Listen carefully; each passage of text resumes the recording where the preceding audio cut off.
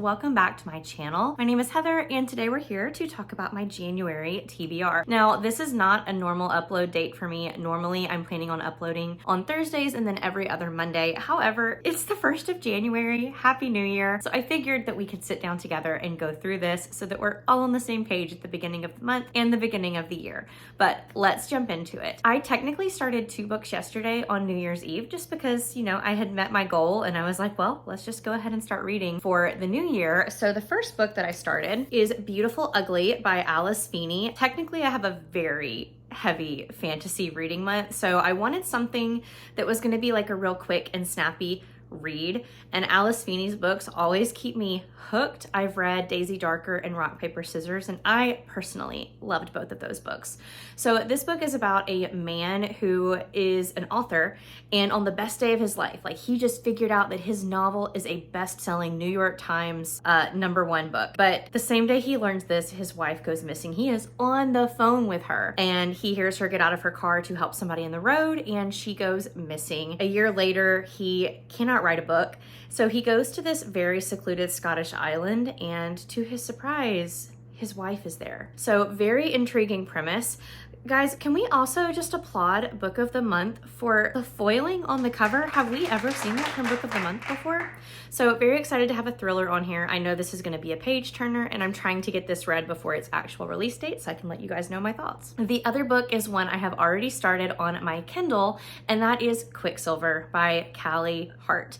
I want to read this for multiple reasons. First of all, it was recommended to me by Yvette for one of my 12 books from 12 friends, and so I'm really excited to jump into it. It's on Kindle. It's been a real fast read so far. Like, I'm already 130 pages in, but I also want to see what the hype is about, and sometimes I stay away from the hype. Sometimes I'm like, I need to decide for myself if the hype train is worth it. But I'm so curious about this book because I have friends who have been obsessed with it, like their #1 book of the year. And I have friends who thought that it was garbage. And sometimes that's enough for me to stay away from it, but I just really want to know. I really don't even know what this is about. I didn't read the synopsis before jumping in. Who knows what we're in for, but hopefully, fingers crossed, it's a good time. All right, I actually have 2 books by the same name on this list. The next book I want to talk about is Powerless by Elsie Silver. You guys know I discovered Elsie Silver last year after kind of rolling my eyes at Chestnut Springs, but I found out I actually really like the way that she writes romance. And so the next book I have to read by her is Powerless. This is about Jasper, who is the kind of family friend adopted brother of the Eaton family, and he is a hockey player, and also about Sloane, who is the cousin of the Eaton family. I said I had 2 books by the same name, so the next one is Powerless by Lauren Roberts. I actually bought Powerless last January at the Barnes & Noble hardback sale. Then I heard that it was like so like the Hunger Games and that the banter was a little bit cringy, and I was like, you know what, I don't care about it. So I actually gave it to my friend, but it just got picked for my in-person book club. I am not going to buy this book. I already bought it and gave it away, so I am not going to be buying it again. If one of my in-person book club friends finishes the book in time for me to read it, I'm going to read it. If not, I'm going to be one of those people that shows up to book club and makes something for us to all eat, and I won't have read it, and I won't be mad at myself if I don't read it. So again, if circumstances allow, this is one that I want to read. I'm not going to talk about what it's about because this book has been out for a while now, but it is on my potential TBR. The next book I am so excited to get to, but I've barely heard any hype about it except from just a couple of my friends, and I feel like it's going to be a hidden gem for me. That is A Feather So Black by Lyra Serene. My friends Kendall and Elizabeth loved this book, like favorite of the year loved this book, but they're really the only people I have heard discussing it. So I need to figure out for myself. Also, a huge thank you to Kendall for sending this to me for my birthday. I have been saving it for the right time, and the new year seems like the right time. I'm going to read you the synopsis of this one because other than it being a Fae Swan Lake retelling, I don't know that much about it. In a kingdom where magic has been lost, Fia is a rare changeling left behind by the wicked fair folk when they stole the High Queen's daughter, Iela, and retreated behind the locked gates of the folk realm. Rather than leave Fia an outcast, the queen takes her in and trains her to be a spy. When a hidden gate to the folk realm is discovered, Fia is tasked by the queen to retrieve the princess and break her curse. Accompanying Fia is Prince Rogan, her dearest childhood friend and Iela's betrothed. As they journey through the forest of the folk, Fia's mission is complicated by her feelings for Rogan and an unexpected attraction to the Fey Lord holding Iela captive. Soon, Fia begins to question the truth of her origins and the reality of her mission, but time is running out to break Iela's curse, and unraveling the secrets of the past might destroy everything Fia has come to love.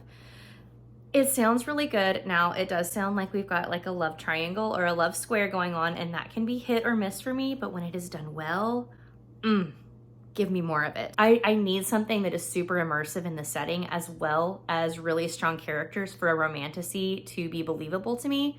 I know it's fantasy, like believable. What are we talking about? You know what I mean though. I need all of those things to be working together and for it to not just be insta-love and smut for romantasy to work.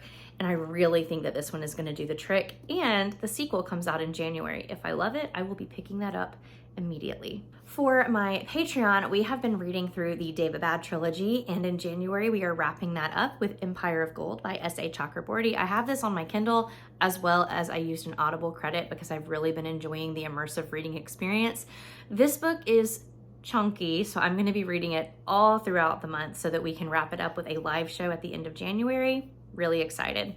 For Christmas, my sister-in-law got me this next book, which worked out so perfectly because it's actually a read-along buddy read over in Tori at Tori Between Pages Patreon that she just started, Silly Goose Lane, and that is Assassin's Apprentice by Robin Hobb.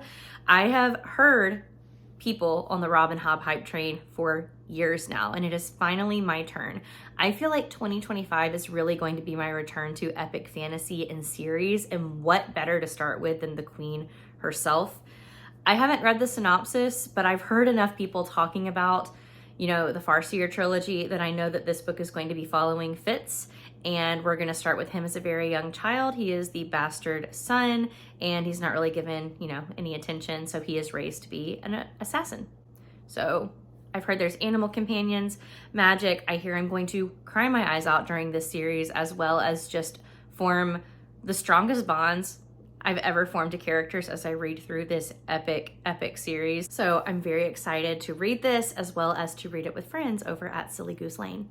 And the last book on my list is Onyx Storm by Rebecca Yarros. This book doesn't come out till January 21st, but you best believe I will be binge reading it as soon as it comes out. I already used my personal days for the school year, so I can't take a day off to read it like I did with Iron Flame, but every second that I am not teaching, I will be reading this third book in the Empyrean series, and I am so excited about it.